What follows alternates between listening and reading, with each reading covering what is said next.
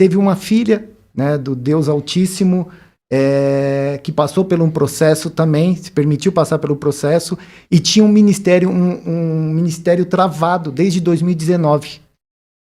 Desde 2019, nós temos esse testemunho lá, né, a irmã Wedman, lindo chamado, com dons de curas. Hoje ela está com o projeto dela ativo, né, tem sido instrumento do Senhor, né, uma conexão que o Pai fez, né, tem pastores também de Minas, tem a pastora de Minas, Rosângela também, ou seja, mesmo sendo um projeto que nasceu em 2024, tem gerado fruto. Por quê? É importante, se o Espírito Santo me traz um testemunho agora, porque dentro do processo de alinhamento do chamado, quando eu tive um encontro com o Senhor, eu contei meu testemunho, que foi muito impactante, não poderia ser diferente, né? Porque quem conheceu muitas mentiras, que parece verdade, conheceu a verdade, eu fiquei louco por Jesus. Fiquei maluco, fui pra casinha e aí dentro da instrumentalidade do YouTube, eu conheci Billy Graham. Quando eu conheci Billy Graham, pastor, eu falei, não, eu quero ser Billy Graham. É igual a criança pedindo bicicleta. Eu quero. Fiquei semana, não, se eu preciso de um Billy Graham, eis-me aqui. E depois de uma semana, não foi no terremoto, não foi no fogo, mas foi uma voz suave, no secreto. Ele se manifestou e falou, não, filho, eu não estou te chamando para Billy Graham. Eu estou chamando para que você seja um ativador de Billy Graham. Isso é a função do teu ministério. Todos que passarem pela escola, todos que passarem pelo ministério, pela tua obediência, eu vou ativar, enviar e cumprir esse propósito. Então eu tenho orado, pastor, para que todos, nós, pela graça e misericórdia, o Senhor tem feito a conexão que vá mais longe do que nós. Aí muitos falam, mas aí não é bem assim, né, profeta?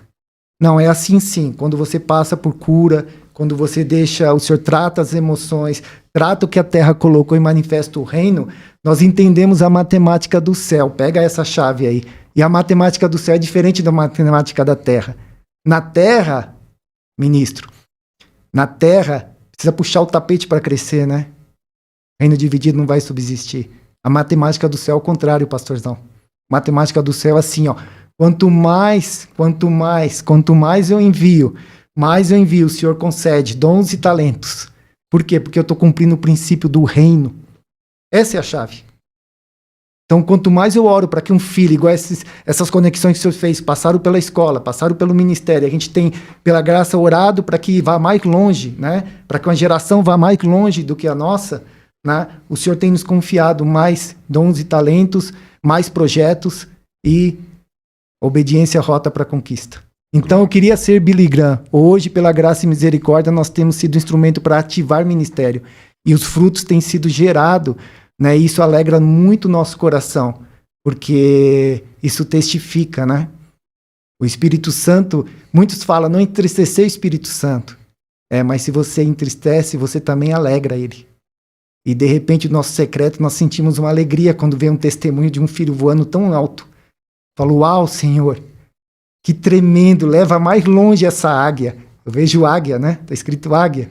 Águia.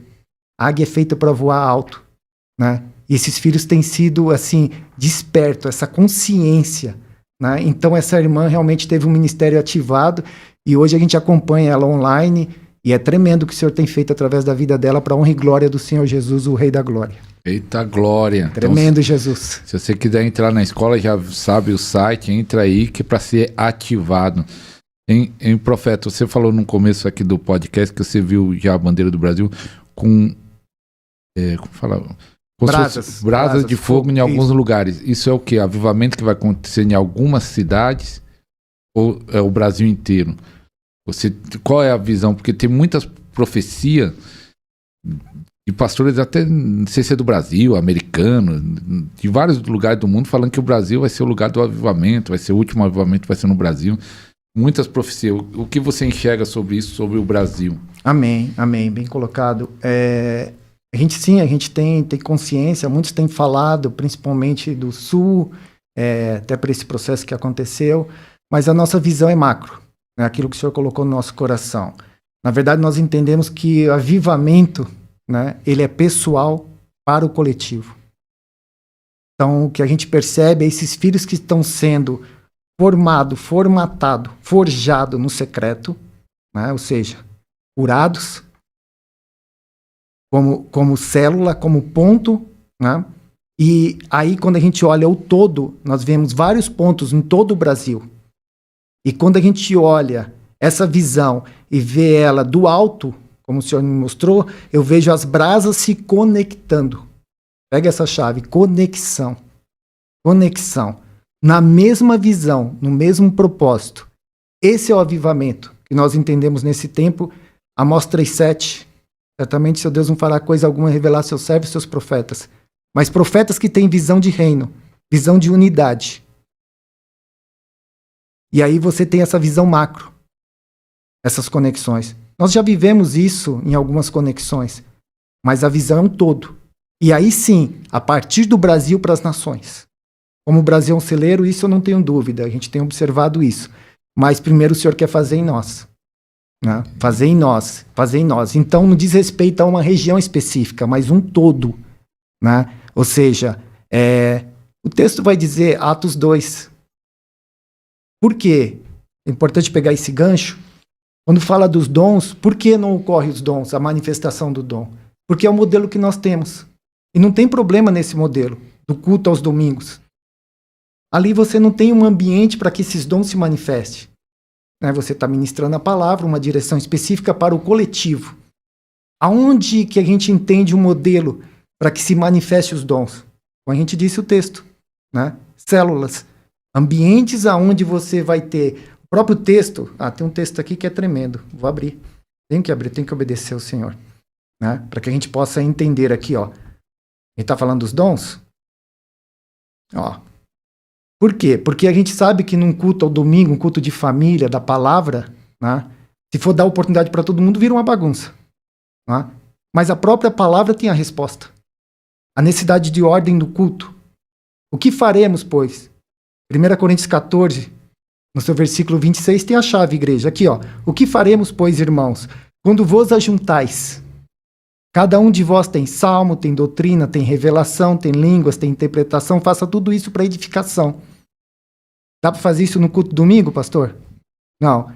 Agora, quando a gente tem um modelo, como a gente tinha no início, de casa em casa, células, ou própria igreja que prepare um ambiente para isso durante a semana, porque tudo é pela prática. Você vê, na escola nós temos 2 aulas teóricas, 2 aulas práticas.